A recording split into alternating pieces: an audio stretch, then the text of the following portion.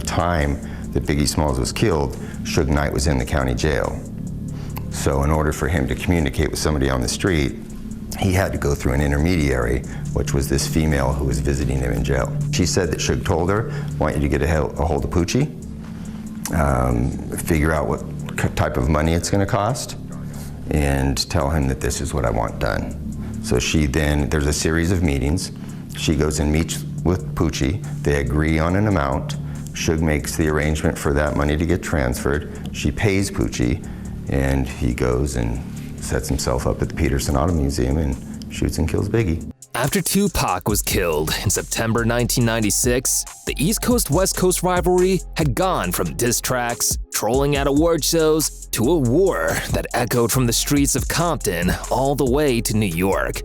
It was no longer just a rap beef, but a street beef where both sides were now looking to up their scores by taking out their ops. Suge Knight had lost his biggest artist, his moneymaker, and even though Suge was sentenced to 9 years in prison just 45 days later, that didn't stop him from plotting what he considered revenge for Pac's murder.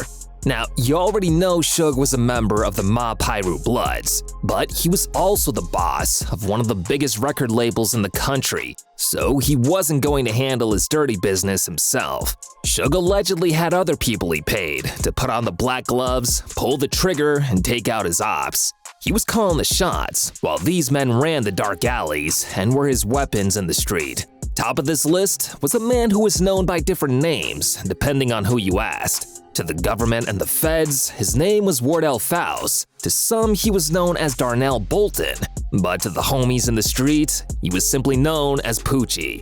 Poochie was born on the 22nd of July 1960. And although everyone knows Poochie is from Compton, he was actually born in Louisville, Kentucky. His family moved to Compton in the mid-70s, and they lived on Bradfield Street in the east side of Compton. Poochie was described as violent from an early age. At the age of 15, he already had his first wild incident. On the 11th of February 1975, Poochie was involved in an altercation outside of a home in South Harris Street in Compton.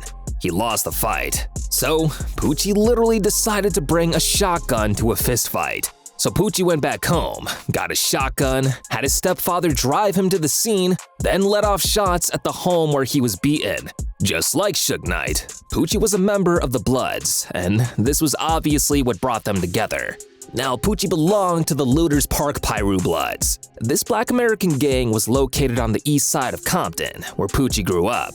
Poochie grew up in the heart of the Looters Park Blood Cemetery, which is from Compton Boulevard to Rosecrans. It didn't take too long before the name Poochie got known in the streets of Compton as a hitman. One of Poochie's alleged vilest crimes happened around 2 a.m. on the 7th of January 1991. So Poochie and a man named Lloyd broke into a man and his girlfriend's home and demanded money. They tied the couple's hands and feet, then shut their mouth with duct tape, after which Poochie and his partner took the man to another part of the house, where he was beaten and shot multiple times. The girlfriend was shot in the head. She was left to bleed to death in a home that also had 4 children in it at the time of the shooting. This is to show you how ruthless Poochie was. He was also described as fiercely loyal to his family and friends. Poochie was a loner who rarely spoke, barely laughed, and preferred to be by himself. He barely showed any emotion. Now, the only time Poochie showed any feelings is when he is talking about the crimes or murders he allegedly committed, because he reportedly derived joy from talking about them. As Poochie became famous as a hitter, it didn't take too long before he and Suge Knight were introduced to each other. So the duo were introduced by another gangster, George G. Williams. Now, Williams was one of Suge's bodyguards and a Bloods member, and one of the most feared people in Suge's inner circle. After Poochie was introduced to Death Row Boss, he became Suge's lieutenant, or unseen hands in the street, for when Suge wanted to end someone. Poochie was trusted to have it done, without any mistakes or any evidence linking it back to Suge. Poochie then became a silent player in a high-stakes game. He was no longer just a thug with a gun. He was like a businessman who understood the value of connections, diplomacy, and when brute force was needed. Poochie gained the reputation of a fixer, and this is what Suge felt he needed after Pac's death. Now, Suge couldn't contact Poochie directly because he was in jail, and he didn't want to be seen connected to such a high-profile murder in any shape or form. But he still had to find a way to get it done.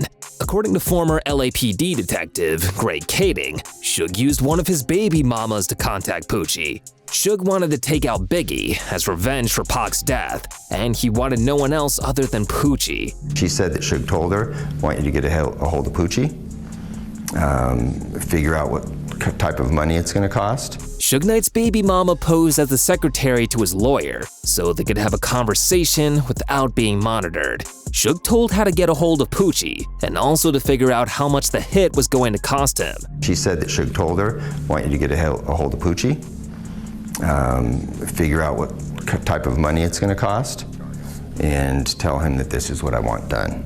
So there's a series of meetings. She goes and meets with Poochie. They agree on an amount.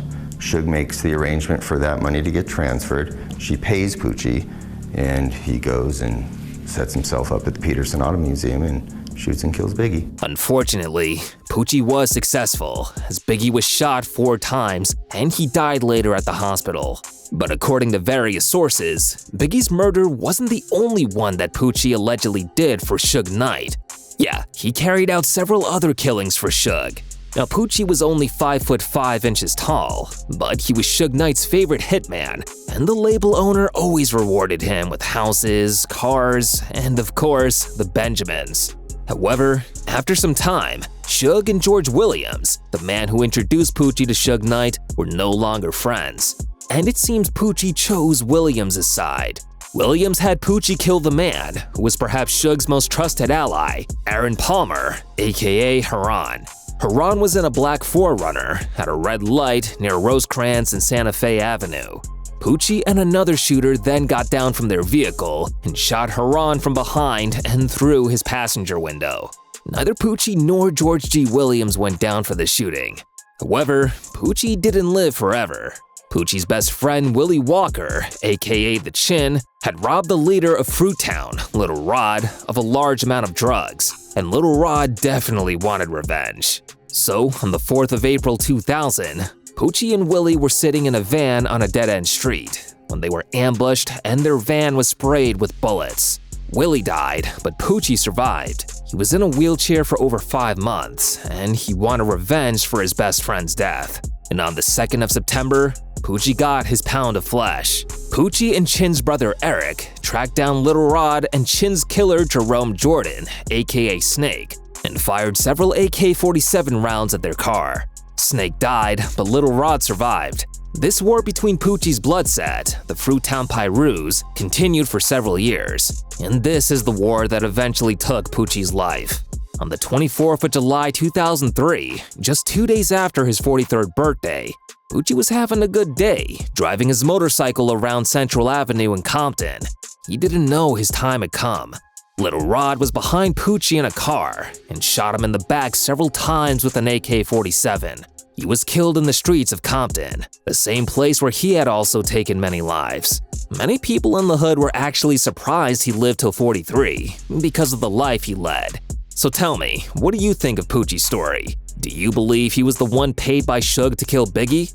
Let me know in the comments. And if you enjoyed the video, don't forget to like and subscribe to the channel.